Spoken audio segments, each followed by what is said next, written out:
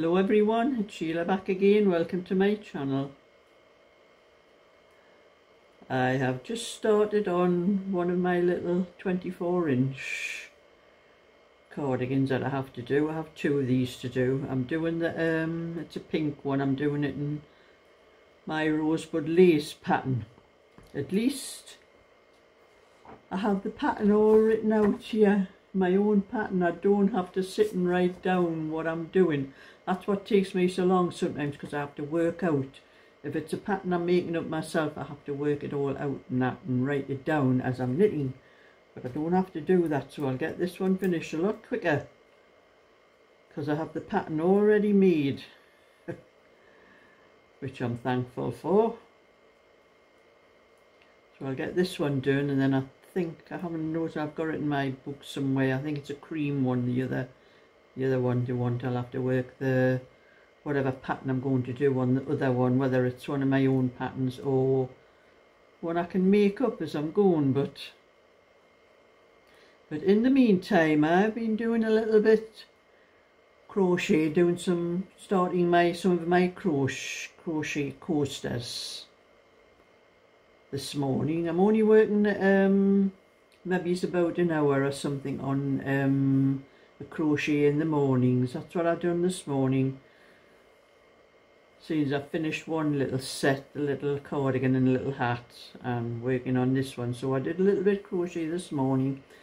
But I'm also going to show you a little tip in the crochet. So I'm going to stop this video and show you what I was doing with the crochet, and the little tip that I have for anybody else that does crochet and makes crochet coasters like what I'm making, and where you're changing colours.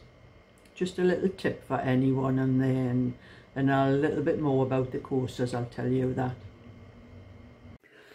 This is just a little bit information for anyone who crochets and might do crochet coasters like this, and you're changing colours.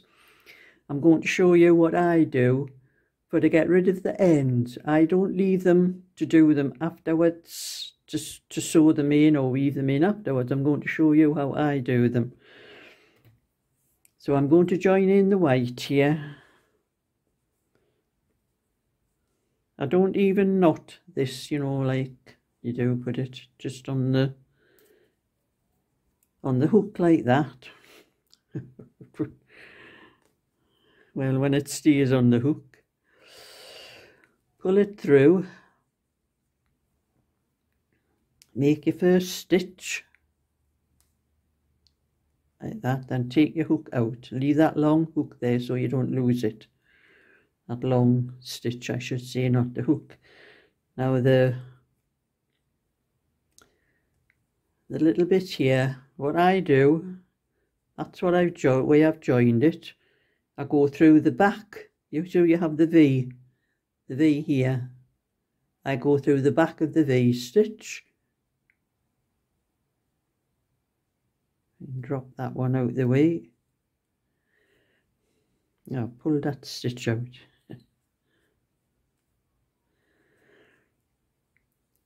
So pull it through like that, through that stitch, go through the next one, pull it through the next one, and just keep going through all of those. The back part of the V stitch, you want it on the back part because this is the front of the coaster and that's the back of the coaster. So you want it on the back of the V stitch. You just pull it through like that until all the next colour you're using has been taken up. Tighten it a little bit as you're going, you know, to make sure you get it all in. There, so you can see there, that's how the next colour has been weaved into the thing, and it's sort of, you're weaving it in as you go. So then all you do, I've got my first stitch there, and I'm going to do some triple crochets into the next space there.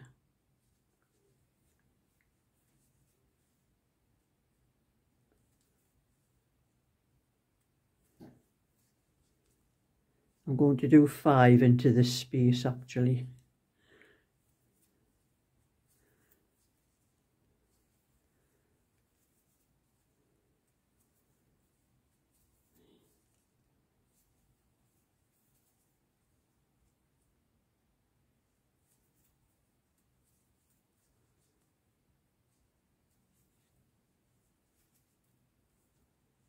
That's my 5.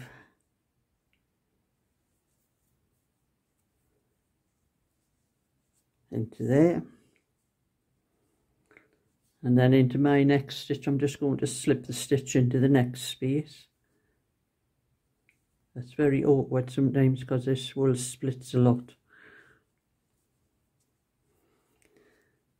And then I'm going into my next space.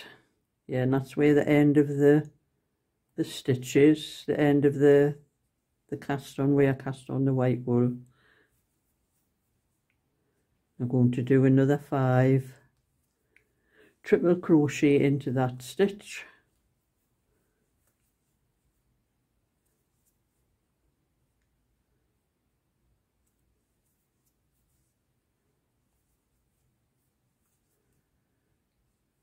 I'm not actually showing you how to do these stitches so if my hand moves away from the camera. I'm just showing you how to weave in the end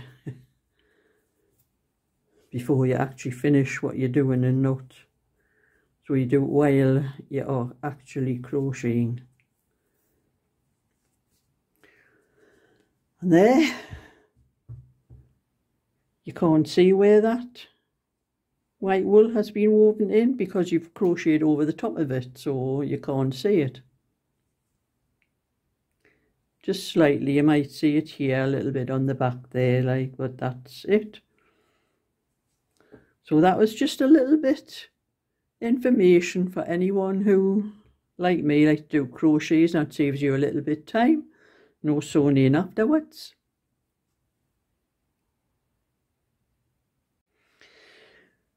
So I made 2 coasters and I wasn't sure. I'd done these last year as well, and this is Aran yarn. Well, that's Aran cotton, 100% cotton. And I wasn't sure whether I had used 4.5mm or 5mm hook. So I started with this one on the 5mm hook. I thought it came out a little bit bigger because this is one of my own that I've had off last year, and as you can see it's a little bit bigger. So I did the next one on the 4.5, and I think the 4.5 is better because the coaster is a little bit more compact. You can see the spaces here. It's not quite so prominent on that one. They're a bit closer together. But these ones are not recommended to put a hot drink onto like this is my dining table. And if I put a hot drink on here, it would go through, the heat goes through to the table. So what I did with mine was this. It's a bit of a mess, this one now, like, you know, it's a bit old. But I put this on the back, crocheted this on the back, and this is like an old mouse mat. And that's what I did with mine. So I can put a hot cup on and the heat doesn't go through to the table. That's just on my own. I only do that on my own. Anyone wants anything like that, they'll have to put that on the back themselves. It's only a little, I just crocheted from one side across to the other and then went in the centre of it and went down to there. So that's just leaves enough space, enough room for to slot the coaster in. You can make it a bit bigger if you want, so you can pull the whole thing with it. But that's what I did.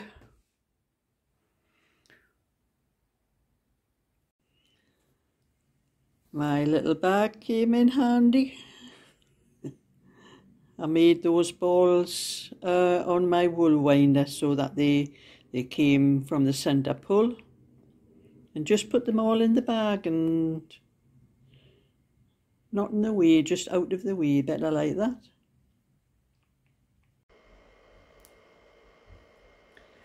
So I hope that little bit of information I'm giving you, it wasn't a tutorial, it was just a little bit of information if anyone might be making coasters with different colours, that might come in handy for you.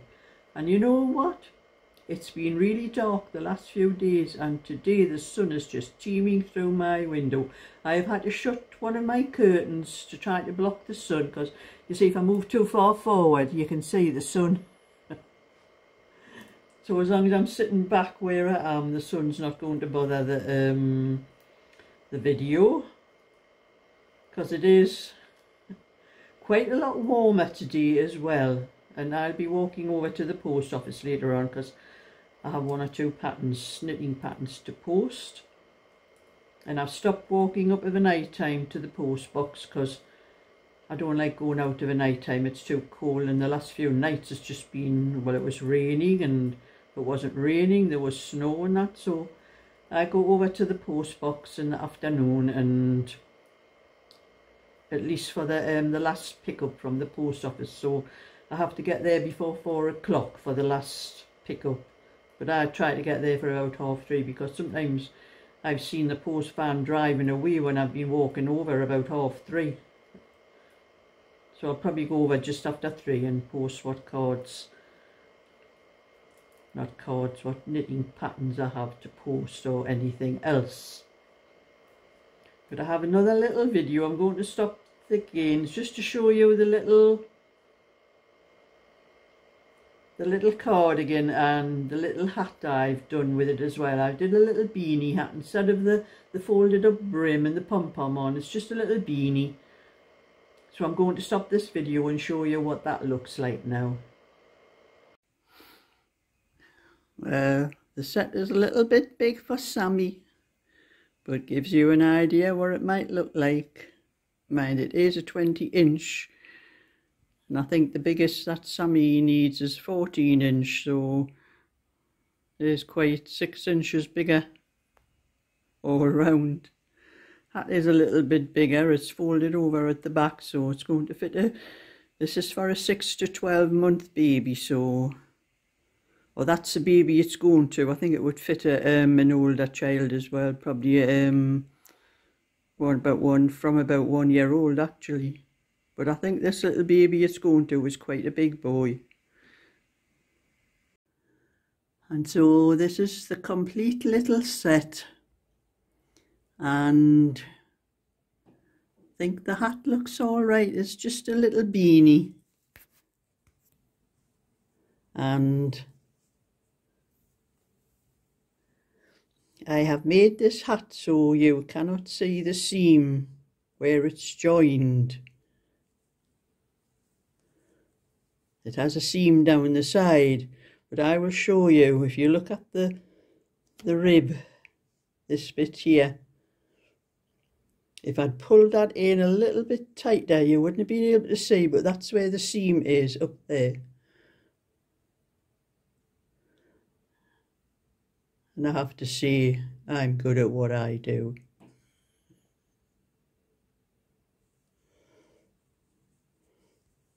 So it's as good as doing it in a circle. I know what I'm doing.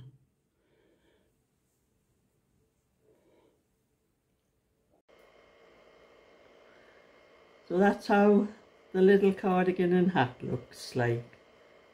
I thought I would try it on Sammy. It was massive on Sammy, but because he or she, whichever I'm showing, is only about the size of a premature baby, so anything I put on has to be on him or her, has to be really small. So now I can get on with what I have to do now, and when I finish these two, I'll be just knitting for myself. I might do maybe 1 or 2 more crochet things, that things to sell, more coasters and more little pouches for putting your hooks and things in, and more little bags for the ball holders for putting your balls of wool in. And I'm just laughing at one or two comments on one of my videos the other day where I must have mentioned about when I was talking about the rain, someone put a comment on about the rain stotting off the netty tops. And if you're a Geordie like I am and live in the northeast, you'll know what a netty is, but someone didn't and was asking what a netty was. And a netty is a Geordie slang for a toilet or a loo or water closet, depends which part of the world you live in. But it made me think about when I was first married. My husband, myself, my husband came from North Shields and I lived in Newcastle, and we had an awful job finding a flat when we were first married. I could have found one in Newcastle, but my husband's work was in North Shields and that's where he came from, so naturally the woman ends up going where the man lives, don't you? But we had an awful job finding a flat, and we did manage to find one eventually. It was actually going to be condemned, but it was a couple of years before that would happen, which is what happened. But we got this flat and it had an outside netty, an outside toilet. And you know, the flat we had, we shared the yard with the people that lived upstairs, the family that lived upstairs, but we also shared that toilet with the people upstairs. And they were disgusting. I dreaded every time I had to go into that toilet, that outside toilet, because it was in such a mess. And they never ever cleaned it. When we first moved in, you no idea what that toilet looked like. I actually bought a new seat for it, because the seat that was on was all, it was made of wood, but it was all broken and you got spelks in your backside every time you sat on that seat. But the people that lived upstairs were disgusting. They were the dirtiest family I think I'd ever seen. Well, I came from a home that I never ever had to use an outside toilet. In my young day, a lot of houses and that all had these outside toilets, but I never did. I always had one in the house, inside the house. And it was like, I can't describe it, having to use an outside toilet in the kind of weather we had. You had to walk all the way down the bottom of the yard, and whether it was freezing, raining or what have you, and then you open the toilet door and seen the state of that toilet. I think I ran back in the house screaming to my husband.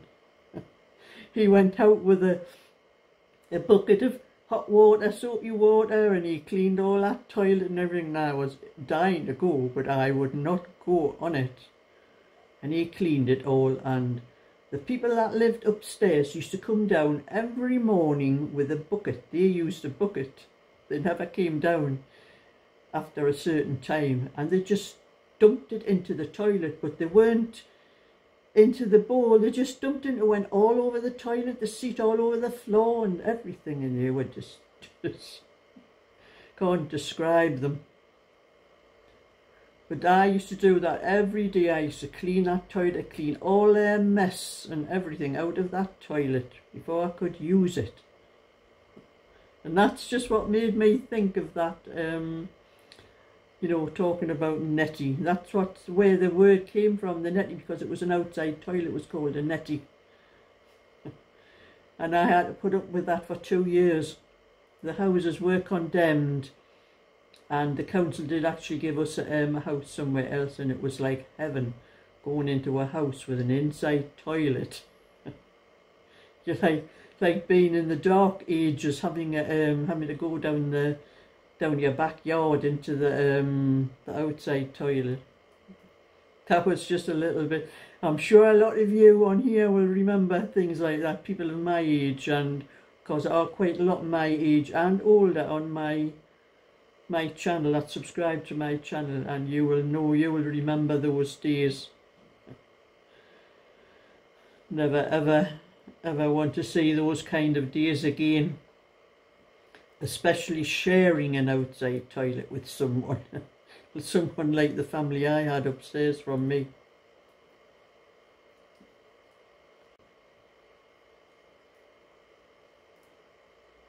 And that family upstairs had newspaper in the toilet. It was cut up, and we used to have to do that when we were kids. With toilet paper. They didn't have rolls of toilet paper. We had newspaper cut into little squares and threaded through with a piece of string and hung up on the thing. And that's what these people that lived upstairs had. So I used to buy my toilet rolls, and whenever I went to use that toilet, I took my own toilet roll with me and took it back in the house with me as well. Hey my God, I would hate to have to go through those times again.